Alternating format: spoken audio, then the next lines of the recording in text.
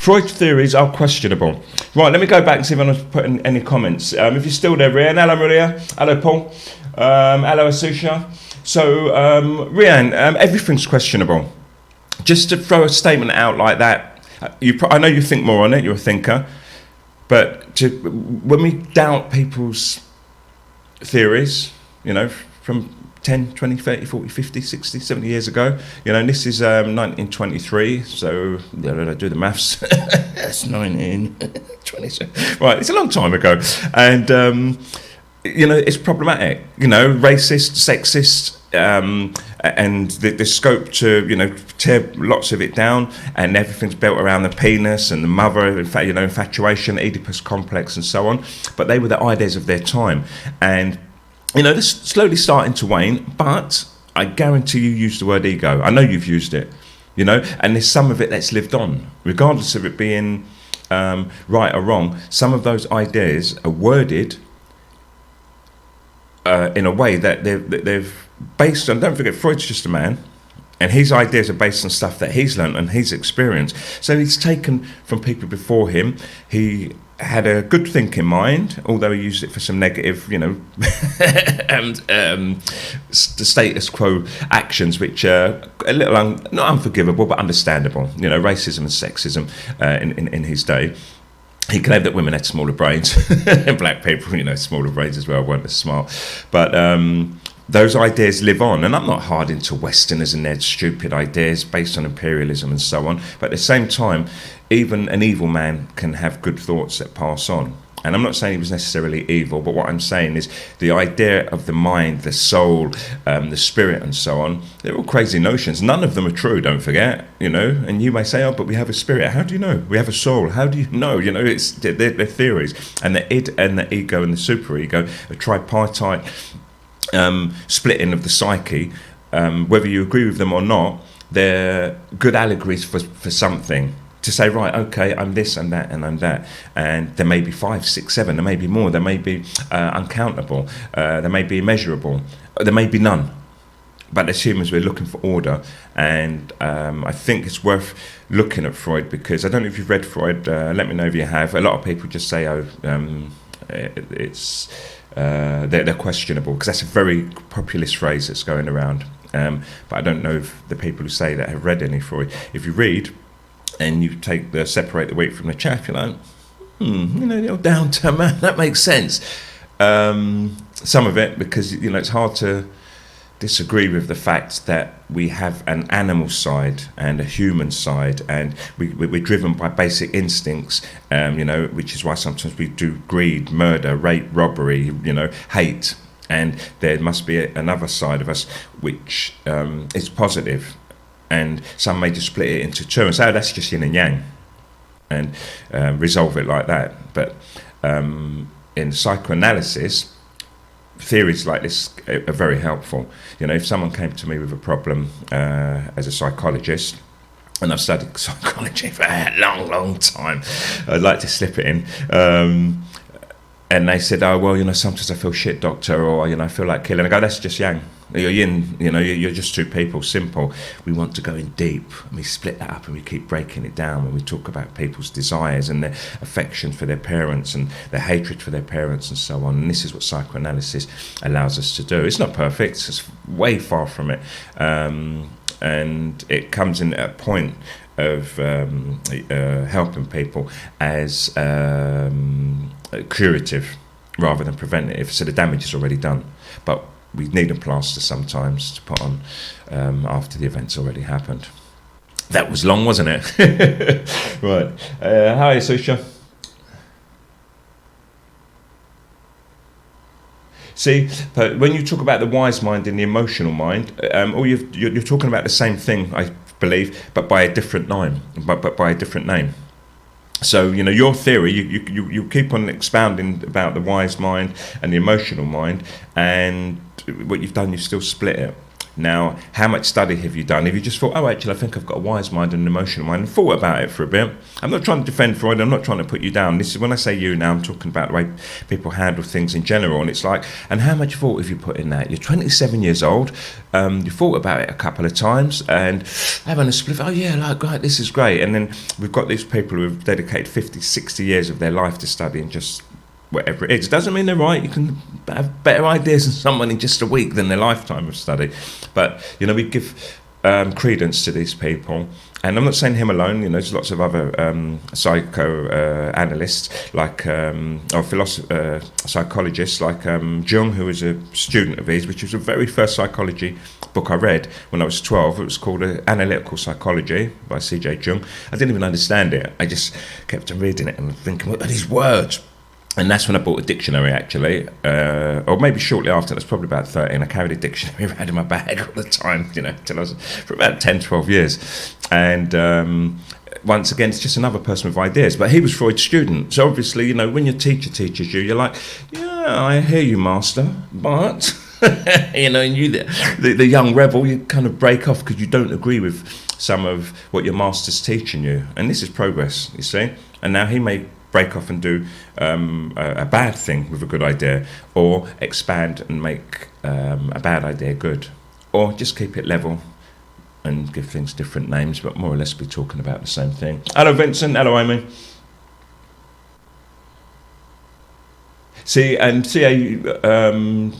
you're confident in what you believe in there, Rianne, so you know it will work for you because you manage to picture what you believe in, and if you do that, it works. I had a friend who was so into football, and I worked with him. You know, like, I love people, I love working with people. I just see myself as some sort of amateur psychologist because I love people, I love helping people. So when someone tells me they've got a problem, I miss the tough love in reality as well, but I never try to damage someone. So it's not like if someone asks me for advice about, you know, like a conflict they're having with their parents, I'll just say, look, sort it out, or man up, or whatever. I'm thinking that immediately. That's always my first thought. Not always, but, you know, like, I've got a big heart, I guess. So I'm like, oh. And then I listen. I'm a reductionist. I calculate very, very fast. And when someone tells me they've got a problem like that, I listen. And I'm not looking for anything in particular. But I start weighing everything, compartmentalising stuff, and I realise, Joe, you're the problem. You know, your parents have been trying to give you good advice for 25 years, and you're not listening. Blah blah blah blah blah. And I'll go straight in with the tough love, and I go hard. In that way, that person knows. Listen, and everyone who's around me knows. If you want to hear the truth, if you don't want to hear the truth, don't come to me. Don't come and ask me. And I don't think I'm someone special. I am just explaining. So I say, do not come to me if you don't want to hear the truth. Now, a lot of people say to me, oh, listen, the reason I always ask you, Cedric, is because you speak the truth. I'm a human being. I'm no perfect or better than no one. I lie like someone else. In fact, I like a good lie. I'm going to publish my story, The Fabulous, by, tomorrow as my end of year thing. But, you know, no, I'm a good 90%er, 95, 99.9%er, to be honest. You ask me if your bum looks big in this, and if it does, I'm going to say yes. You know, if someone's bleating on about, oh, I don't know whether to do that, I say, look, shut the fuck up. And not only do I advise them, which I do most of the time, as in, you have the answer, everybody knows what they want to do. They either want support or they're not confident enough, you know, a lot of the time. Then I let them know that, so they know they have the answer. But if I want to push and I think that person's strong enough, then I will tell them what to do. You know what I mean? Look, just fucking go on holiday. You know you want it. And they need to hear that. And they're going to hear that from other people, I gather, from the people they're talking to. And if that person's hearing do it from 10 people and don't have one, they're going to do it anyway, because what it does, it supports what they want to do anyway. And anyway, this guy, going back, he was into football.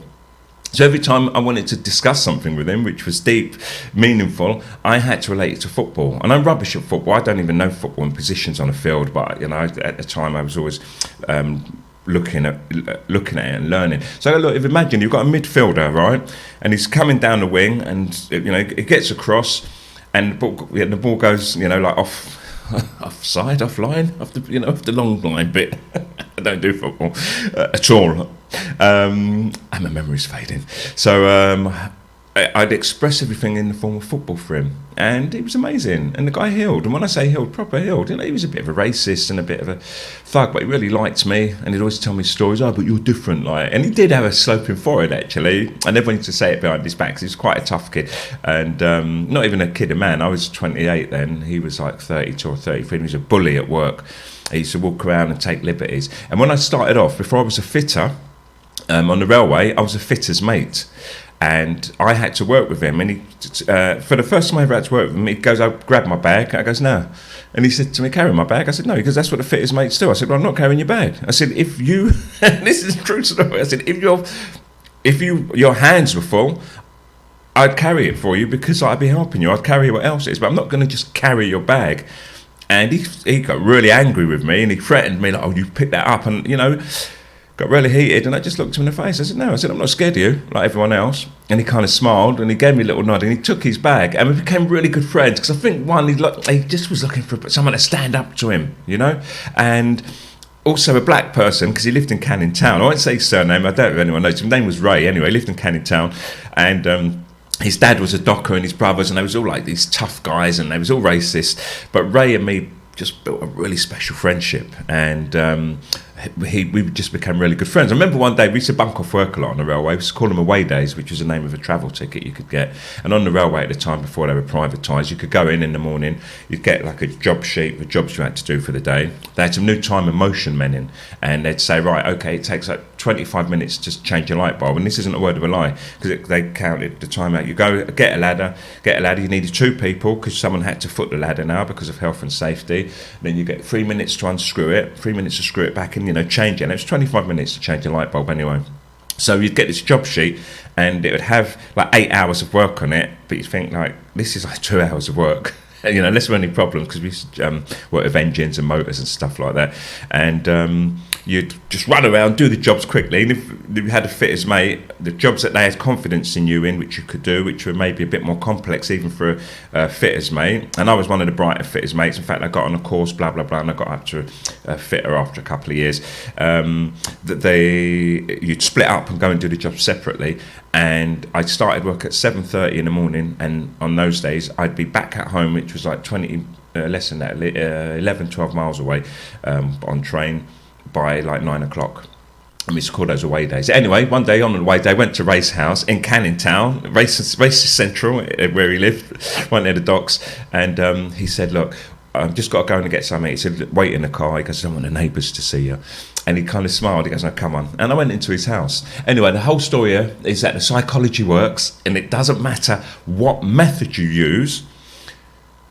If the person believes in it, then you can use that to enter the mind, pull out problems, work with solutions, and we can all heal each other. We're all psychologists and we're all philosophers. But it does take some study for confirmation. You don't have to study load. As I said earlier, you haven't read Freud. It's not about being snobbish. You don't have to study much. You just have to believe in yourself. And obviously, when you see the work other people have done, a lot of it agrees with what you think anyway. And some of them are great thinkers, so you do, you know, it's like going to a piano teacher. You can play a bit by teaching yourself, but once you learn what the greats do and, you know, good teachers, it gives you more confidence, and you know there's scope to get better, and there's a lot more to learn. It's the same with psychology and philosophy. Anyway, I turned another racist into a non-racist. I don't think he went it's full circle, but he didn't only learn to like me and think I was different to the others, but he had a much wider understanding. And the key here was that there was a guy called Roy on the railway, a Jamaican guy he really didn't like, because Roy was like black, you know. He didn't actually like white people, but he got to understand Roy, and he talked to him sometimes, and I thought, oh, my work here is done. Right, what a good friend. Hello, Anna Claudia. Does my bum look big in this? To be for it's quite a small bathroom. See, there goes John. I'm surprised you don't do stand-up, John, to be honest. Well, mind you, I don't think it's PC these days. You'll have to find a special club, because I find you funny because I know you. I think if I didn't know you, we wouldn't be friends, I'm telling you. I'd be thinking, who is this guy? That's gross. But Roy Chubby Brown-esque, and who's the other English guy who used to play at Circus Tavern, you know what I'm talking about anyway, John. You like him. So lucky man. Do you think morals are innate or taught? Well, Amy, I think you just came in late there, because I talked about the id, the ego, and the superego. Not that I believe them to be totally true, but I can see some sense in them. And with the id being the innate part of us, which is quite savage, you know, like where we just take what we want and we have strong sexual desires, that's a survival instinct, a very like feral kind of way of living. I don't think the morals are there. I don't think the morals are built in. You know, if you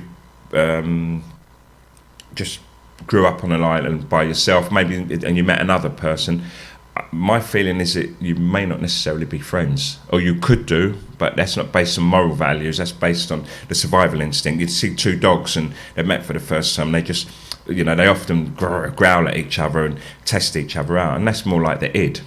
And then, as Freud says, you know, at age 3 to 5, when the others develop, that's when we start getting morals, and we get those off of our parents and the people, the other adults that we're around, or, you know, our community. Because you know what it's like. How many times you've got a small child now, and everyone with kids here, and I've been the same, even though my kid's perfect.